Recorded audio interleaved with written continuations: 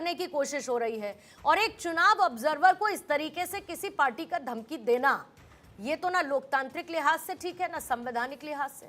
जी, सबसे पहली बात है कि ममता बनर्जी को ही सबसे ज़्यादा खुशी और आनंद की अनुभूति होनी चाहिए, क्योंकि जिस तरह का दंश खास करके 1977 से लेकर के 2011 तक और 2012 से पहले ममता बनर्जी का गाल खींचना और जिस तरह के दंगे के रंग में रंगा रहता था, हिंसा अराजकता के रंग में बंगाल की धरती रंगी हुई जो लेफ्ट की सरकार में रहती थी, मुझे लगता है उससे जब थोड़ा सा जब 2012 में ममता सरकार आती है, ममता बनर्जी की सरकार बनती है, तो हम लोगों को अच्छा लगा।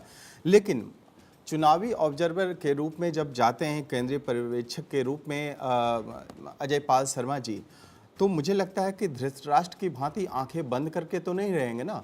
जहांगीर खान के ऊपर यदि इसके पहले भी 2021 में यदि चुनावी धांधली में या हिंसा फैलाने में, दंगा फैलाने में यदि आरोप लगता है और वो सब कुछ भांपते हुए मुझे लगता है शांति बहाल करने की एक कवायद दीदी अजय पाल शर्मा जी के द्वारा यदि होती है, तो उसका हम बिल्कुल पुरजोर तरीके से स्वागत करेंगे।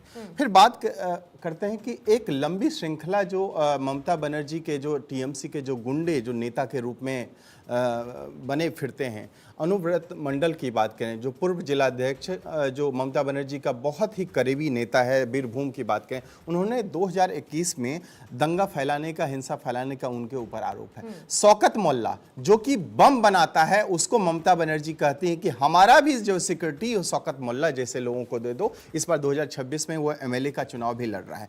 फिर बात करें शाहजहां शेख, शाहजहां शेख तो बहुत अच्छे से याद होगा ना सबको। शाहजहां शेख संदेश खाली वाला जो रेपिस्ट, बहुत बड़ा कांड, उसको सुशोभित करने वाली ममता बनर्जी, उसके ऊपर भी बहुत बड़ा आरोप है कि 2021 में उसने भी हिंसा फैलाने में बहुत बड़ा हाथ रहा था। फिर बात करें अनारुल हुसैन की बात, अनारुल हुसैन जो बोगटई नरसंहार हुआ था उसमें वो आरोपी है। फिर बात करें ताहिरुद्दीन शेख जो नादिया जिले में चुनावी हिंसा में बमबारी मामले में वो प्रकाश में आया था। ऐसे एक फिरहाद हकीम की बात करें, ऐसे बहुत सारे तमाम जो नेता हैं आज खुलेआम, अभिषेक बनर्जी आप उनके भतीजे हैं ना ममता बनर्जी, खुलेआम आप चुनावी पर्यवेक्षक को आप धमकी दे देंगे।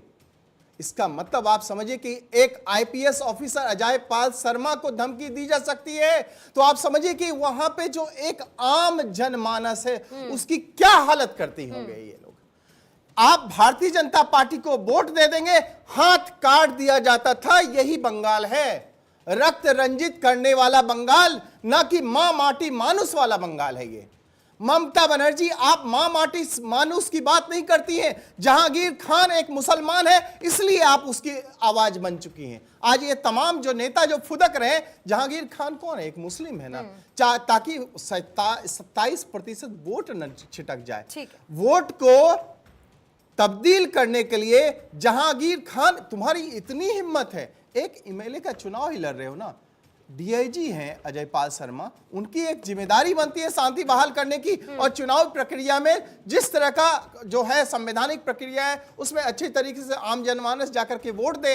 मुझे लगता है ये सबकी जिम्मेदारी हो सकती है। और वहां पे जो पंगु जो बना हुआ है प्रशासन, जो उनका जो पुलिस है, बंगाल पुलिस किस तरह से काम करता है, कटमनी और छोने, ये कटमनी से चलता है ना। देखिए बात करें जिस तरह से चोरी चकारी कटमनी में संलिप्त जो इनके नेता रहते हैं, उनमें आज पर्यवेक्षक इनके और खास करके जो 700 कंपनियां गई हैं, ये इनको खटक रहा है। इसीलिए ये देखिए इस तरह लेकिन इस बार बंगाल का चुनाव बड़ा अलग है। एक बात याद रखी जाए, धमकी देने वाले चाहे जो भी हो, डर के साए में इस बार वोट नहीं पड़ेगा, बल्कि कानून के साए में लोकतंत्र जीतेगा, और लोकतंत्र ही जीतना चाहिए। कल की वो तस्वीर देखने को मिलेगी जब वोटिंग होगी और कितनी बड़ी संख्या में लोग निकलते हैं। वजह क्या रहेगी कि डर का साया नहीं है। और इसके लिए क्रेडिट दिया जाए तो देना होगा चुनाव आयोग को, उन पैरामिलिट्री फोर्सेस को, उन जवानों को जो तैनात रहकर चप्पे चप्पे पर वोटर्स को इस बात का भरोसा दिला रहे हैं कि बाहर निकलो, तुम सुरक्षित हो। धमकी देने वाले तो धमकी देते रहे, उससे क्या फर्क पड़ेगा। बहुत बहुत शुक्रिया आपका शिवम त्यागी, अबू शर्मा जी, एहतशामुल हक साहब, विनय सिंह जी, रमनीश जी। दहाड़ की चर्चा में आप लोग शामिल हुए। जल्दी से एक बड़ी खबर आपको बताते हुए दहाड़ की चर्चा को खत्म करेंगे। गुजरात निकाय चुनाव में बीजेपी की जीत पर प्रधानमंत्री